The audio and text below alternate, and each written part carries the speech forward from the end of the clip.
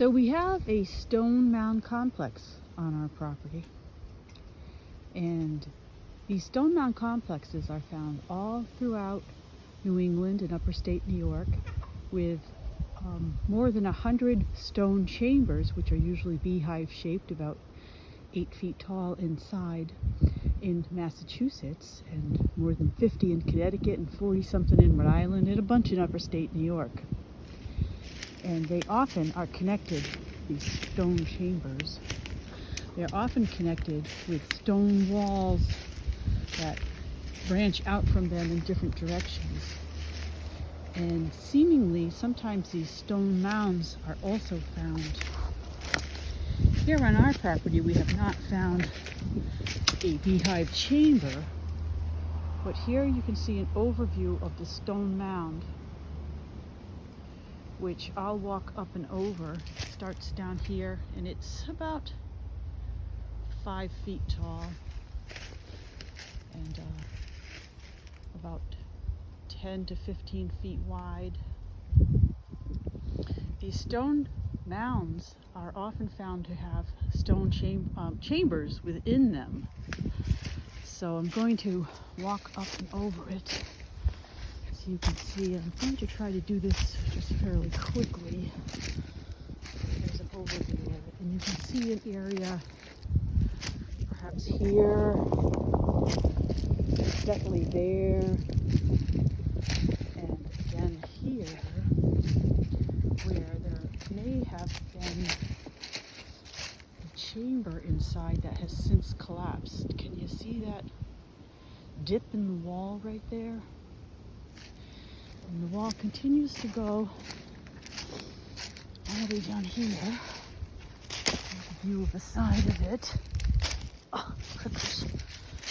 And these stone mounds often have an arm or extension sticking out perpendicularly. Here's again where this is the area where it's caved in right there.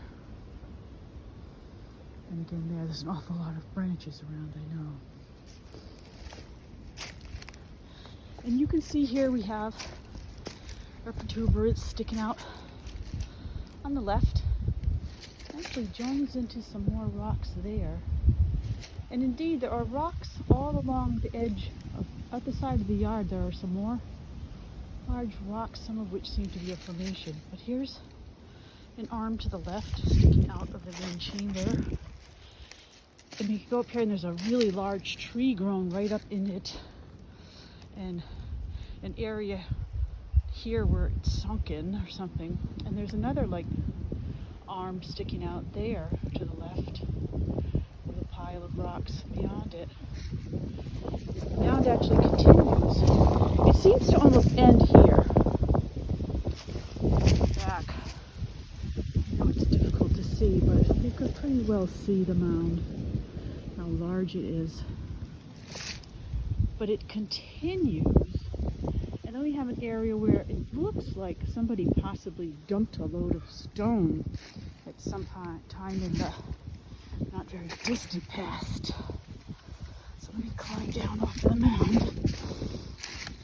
But you can see that the stone complex continues past the area where someone may have dumped rocks. And here, under these branches, you can, it's difficult to see. It's a good shot of it right there.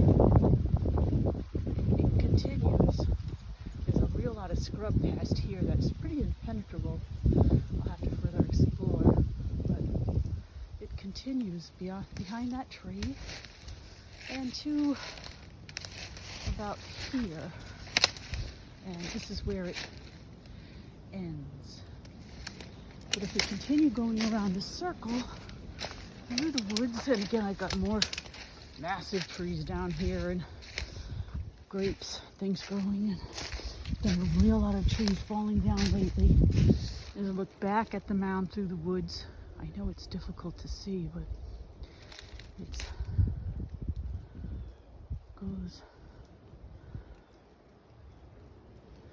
that hill back there, that's the mound.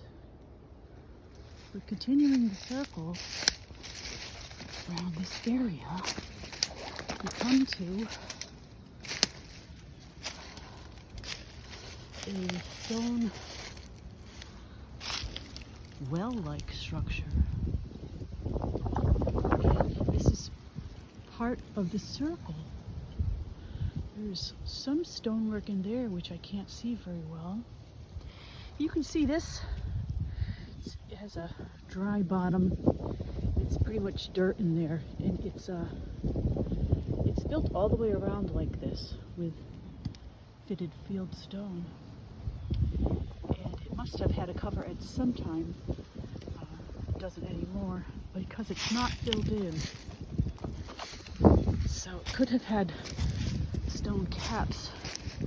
If I keep walking along the circular path, we see this is what I really just observed. I didn't realize it before, but there's more stone wall complex over here. Past this branch. Get up in here, and you can see an apple tree grew right up through the middle of it. You can't really see in there very well, but here's a large stone, and here's some of the mounded stone right here. This section goes, it's pretty heavily damaged, but it goes along this way, and it's now parallel with the large stone mound on the other side of the circle. Some of these stones actually appear to have markings on them over here.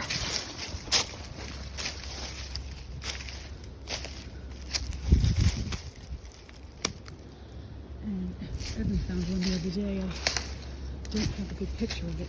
So then that sort of ends, this little section ends. We have a fairly clear area. And again, there's the stone mound over there.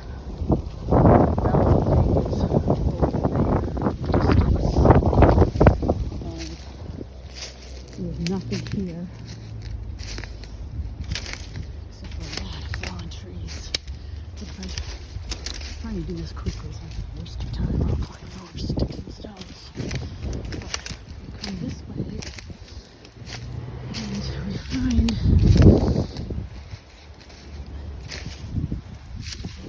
there's the stone mound again. I'm approaching the back side of the stone mound. Ugh.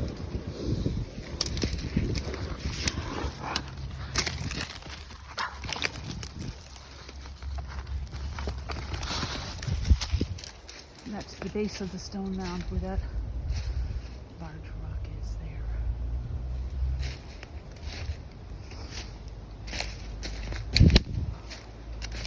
And after it ends, it picks up again right here with more mounded stone in this section, which turns into this stone wall.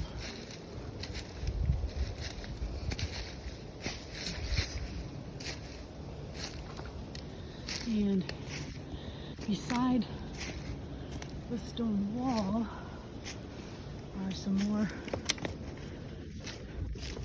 structures. I feel like I missed information. But the stone wall meanders in through here.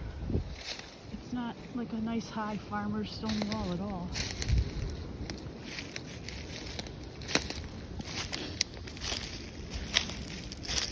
And there are more stones, and some have broken. It's quite damaged. This stone wall comes along.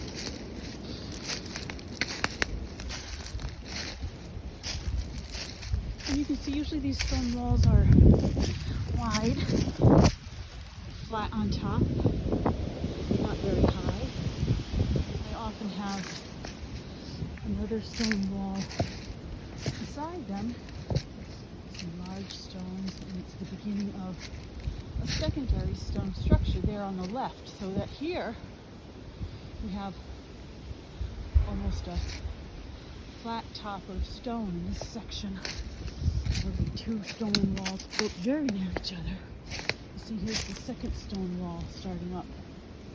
A mounded stone. I don't even know if we call it a stone wall. And here's the main one.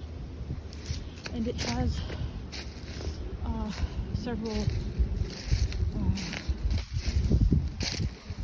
high points. And it starts again with a rounded section, high point.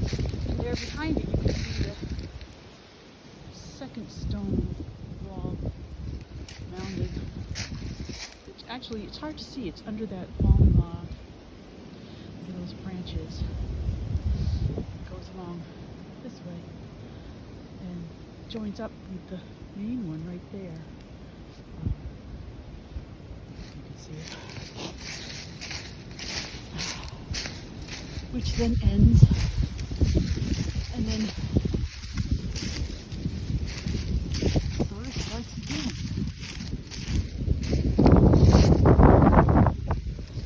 Looks like a small mound.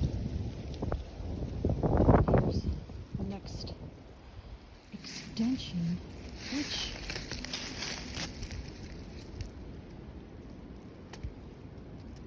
which is weird.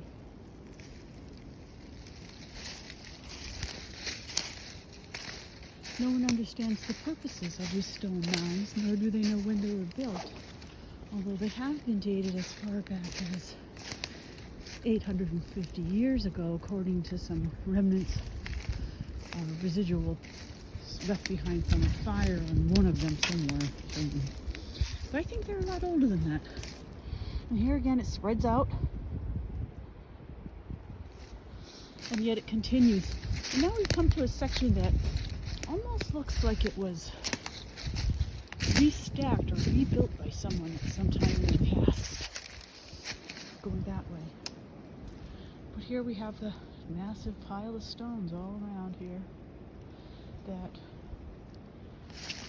is not the kind of rocks you would pick up and toss out of a field. Okay. They're big. They're big. I couldn't even budge them. But also when we look at the stone mound structure carefully, here's what it looks like it may have been reconstructed. But when we look at this and we start to dig in it, what we find is an assortment of different size stones to make a very tight fit. It's interesting.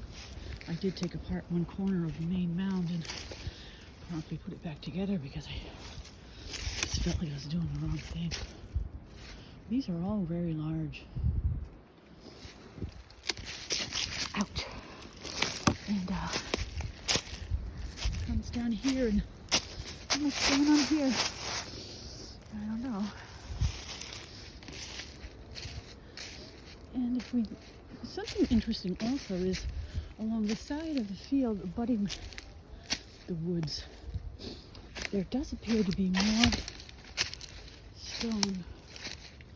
And now I'm directly, the stone mound is up that way, and I am at my lower pasture, and we find possibly more mounding here with actually holes in the ground, which for the longest time I just thought they were like fox burrows, but I'm no longer really sure anymore what they could be. But this area here is full of sinkholes right here.